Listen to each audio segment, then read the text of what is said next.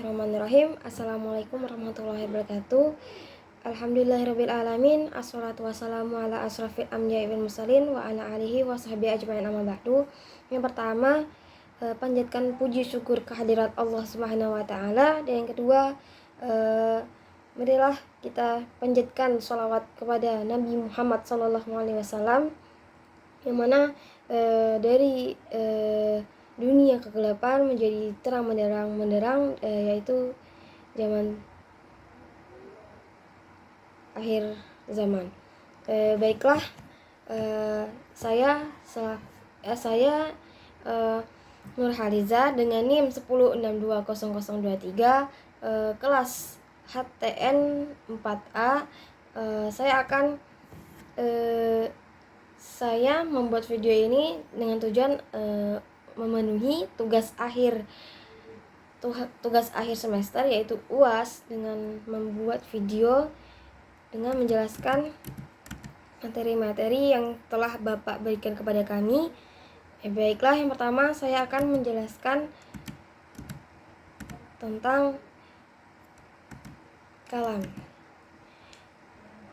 Jalbu masolih wa dar'u mufassid, mendatangkan kemaslahatan dan menolak kerusakan. Kalam adalah lafaz yang tersusun dan memberikan faedah atau manfaat dengan disengaja.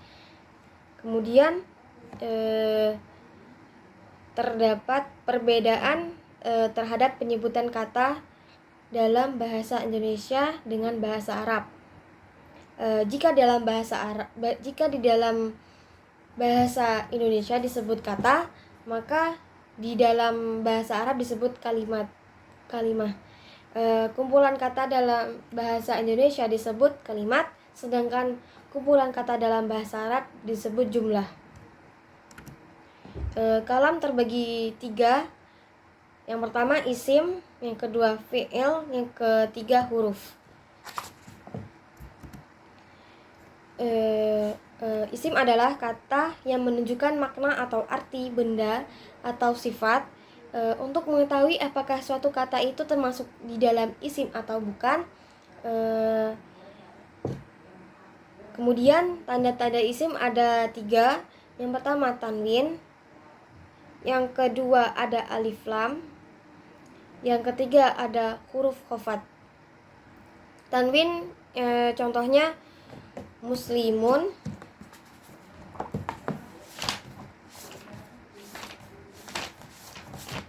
yang kedua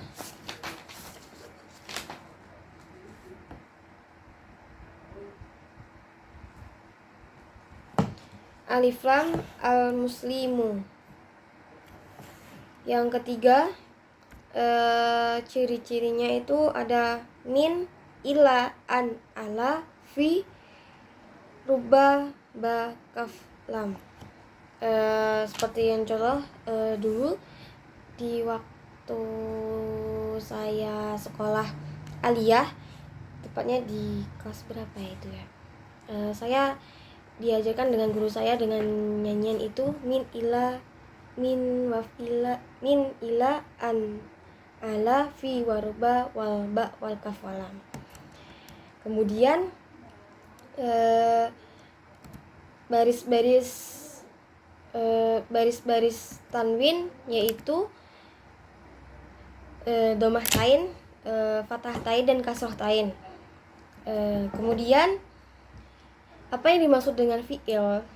Fi'il adalah suatu kata yang menunjukkan makna atau arti pekerjaan atau perbuatan.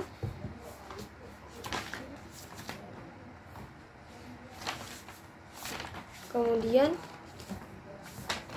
fi'il terdapat 4 tanda. Yang pertama qad, yang kedua sin, yang ketiga saufa, yang keempat yang bisa dimasuki atau tak mati, tak sukun.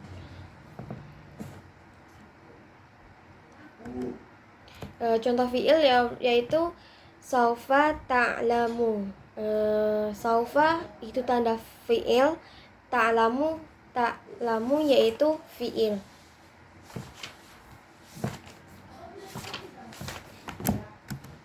Kemudian huruf. Huruf adalah kata yang tidak mempunyai arti sendiri jika tidak bersamaan dengan kata yang lain. Kata ini juga tidak memiliki tanda isim dan tanda fi'il selain daripada isim dan fa'il. Disebut juga dengan huruf seperti contoh kata-katanya dalam bahasa Arab hal huwa jamilun, yang termasuk juga ke dalam kalimat huruf adalah huruf khafat yang sudah kita bahas sebelumnya, yang sudah kita pelajari. Baiklah, kemudian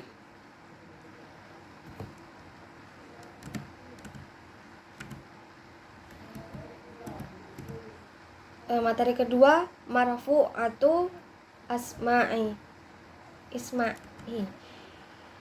Al marfu'atu sab'atu wahia. Yang pertama al fa'ilu, yang kedua wal maf'ulu ladzi lam yusamma fa'ilu. Yang ketiga wal mubtada'u, yang keempat wa khobaru, yang kelima wasmu kana wa akhawatiha, yang kemudian wa khobaru inna wa akhawatiha wa tabi'u lil marfu'i wa huwa arba'atu asya'a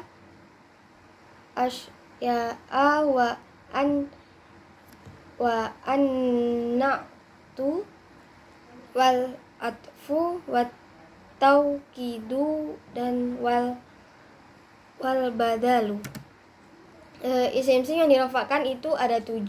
Yang pertama isim fa'il, yang kedua naibul fa'il atau pengganti fa'il, yang ketiga mubtada, yang keempat khobar, yang kelima isim atau kana, yang keenam khobar atau ina, terus yang ketujuh tabi lil marfu atau naat, atof dan taukid dan badal.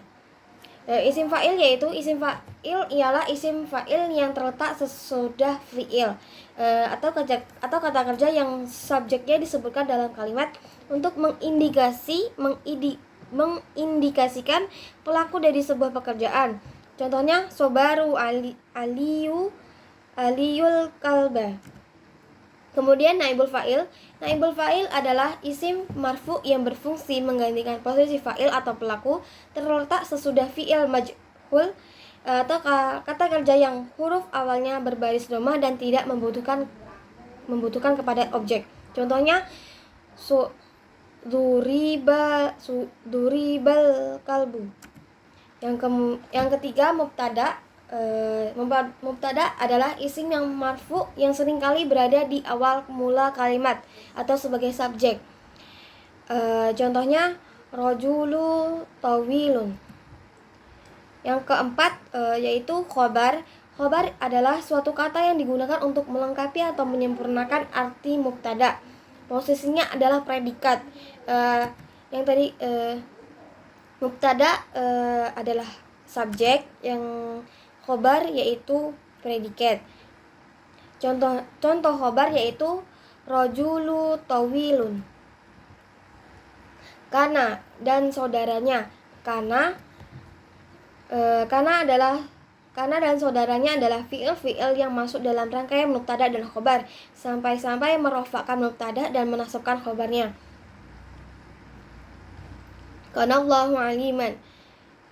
Kana dan Allah itu adalah mubtada, aliman itu adalah khobar. Mubtada yang sudah dirofakkan oleh kana dan saudarinya